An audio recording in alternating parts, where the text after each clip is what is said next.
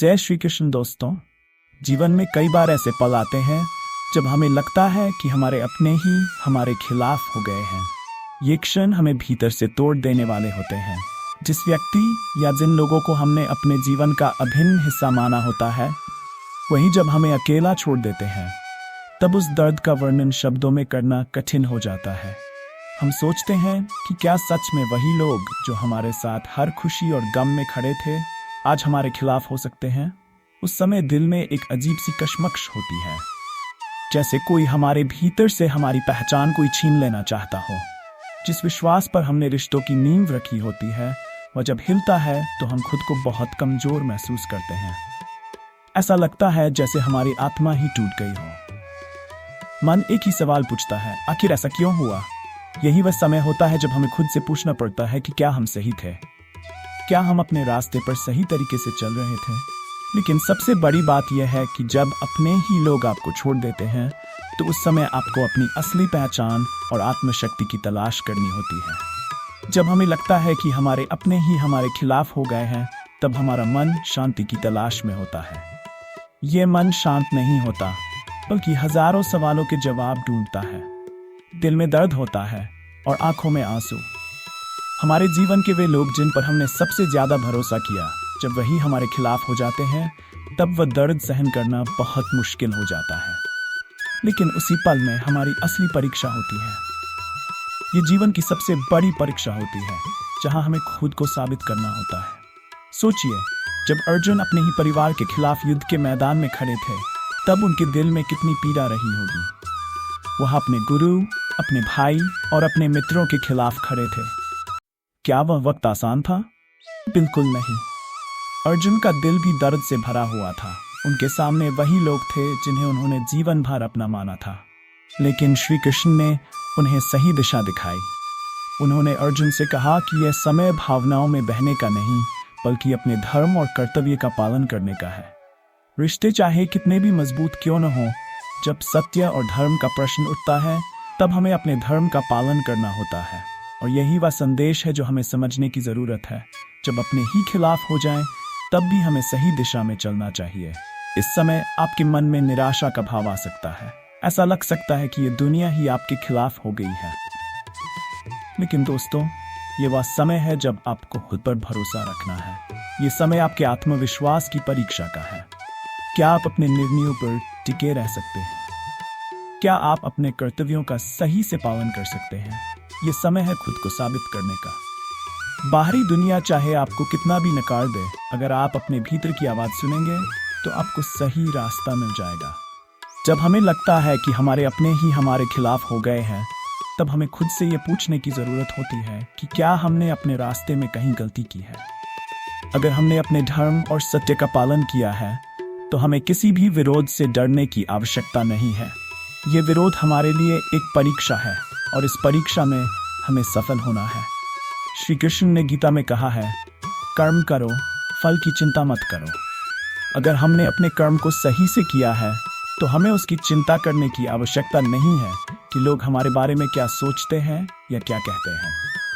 जीवन की सबसे बड़ी सच्चाई यही है कि कठिनाइयां हमें मजबूत बनाती हैं। जब अपने ही लोग हमारे खिलाफ होते हैं, तब यह हमें कमजोर नहीं, बल्कि और भी मजबूत बनाता है। सोचिए, जब आपके अपने आप को नकारते हैं, तब आप खुद को पहचानते हैं। आप ये समझते हैं कि आपकी असली ताकत आपके भीतर है, और किसी बाहरी व्यक्ति से आपकी पहचान या ताकत नहीं जुड़ी है। ये समय होता है खुद पर विश्वास करने का, खुद को साबित करने का, और अपनी असली पहचान को दुनिया के सामने लाने का। श्री कृष्ण का ये संदेश हमें याद रखना चाहिए कि जब संसार आपके खिलाफ हो जाए, तब भी आप अपने धर्म और सत्य के रास्ते पर अडिग रहें।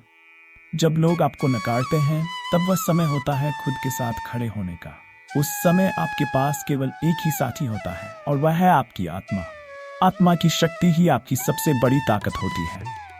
इस ताकत के बल पर आप दुनिया की सबसे बड़ी कठिनाई का सामना कर सकते हैं। जब हमें लगता है कि हमारे अपने हमें छोड़ रहे हैं, तब दिल टूट जाता है, आंखों में आंसू आ जाते हैं, और हम सोचते हैं कि आखिर क्यों। यही सवाल हमें भीतर से कमजोर करने लगता है।